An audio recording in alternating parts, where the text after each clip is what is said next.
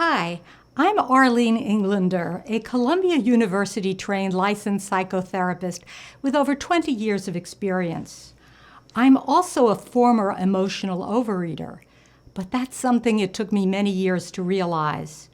Something I didn't know until I'd completed my formal training and had been working in my field for many years. Do you sometimes think that you, yourself, are an emotional overeater? What are some ways you may realize that you're prone to emotional overeating? Do you find you often leave a table feeling stuffed and angry at yourself for how much you ate? Do you find yourself eating mindlessly at night, sensing you're not hungry, but are seeking to fill some inner emptiness you aren't able to really name? Do you often turn to food when you're feeling stressed, depressed, bored, or anxious, and have a sense that there's a better way to self-soothe, but just aren't sure what that might be? These are some clues that you may be suffering from emotional overeating, and that your life would be happier if you could learn how to handle stress effectively away from the table, yet really love your food when you both want to and need to eat. What's often helpful for clients, and I'll admit for myself as well, is the following definition. Emotional overeating differs from healthy eating in that, unlike healthy eating, it's neither for enjoyment nor for the satisfaction of hunger, but merely a desperate attempt to distract ourselves from painful thoughts and feelings.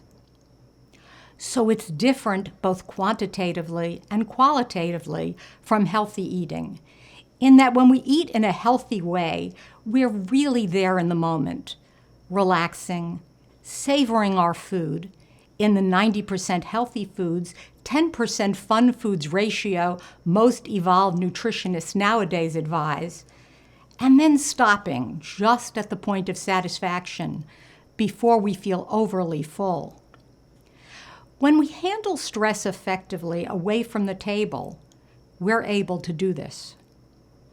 We no longer need to numb out on food or stuff down our feelings. We're not distracted from our eating experience by painful thoughts such as anger and self-blame, often in the form of should statements, anxiety-provoking what-ifs, depression-forming doom and gloom, and the like. These are all thoughts we can have and say to ourselves, which cause us pain. When we have the skill of compassionately self-soothing, we can handle these thoughts on our own without food. Right now, what's important is to be aware that there is another way to eat and live, treating ourselves with compassion, honoring our hunger, savoring our food, soothing ourselves effectively away from the table, and allowing ourselves to really be self-acceptingly there in the moment. But remember, awareness is key. It's the first and most important step towards any behavior change. So I'm going to repeat this definition and distinction. Emotional overeating differs from healthy eating in that, unlike healthy eating, it's neither for enjoyment nor for the satisfaction of hunger, but merely a desperate attempt to distract ourselves from painful thoughts and feelings. So start to notice when you're really there in the moment when you eat, and how that's different from your usual behavior.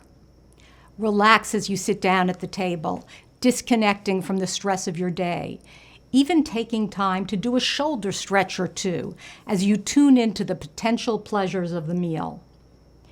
Be aware of your sensations, including sight, taste, smell, touch, and sound of your food and surroundings, as well as aware of yourself, rather than allowing yourself to be distracted by annoyances.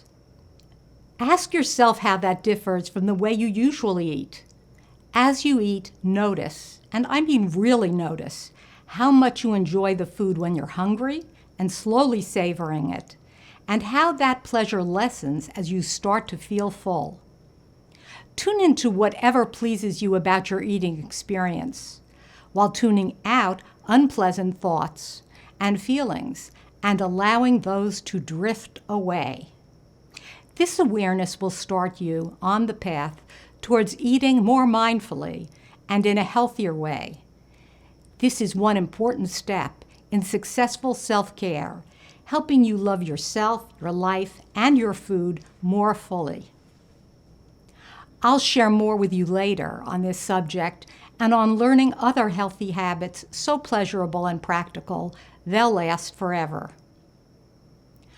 My recent book, Let Go of Emotional Overeating and Love Your Food, a 5-point plan for success, was recently published by Rowman & Littlefield and can be purchased on my website, arleneenglander.com, my publisher's site, roman.com, or on amazon.com. The reviews have been excellent. Publishers Weekly, Booklist, and more, which is gratifying because I'm hoping to help as many people as possible, including you. Stay tuned for more videos I'll be sharing on this and similar subjects, and if you found this helpful, please like and share. Thanks for watching.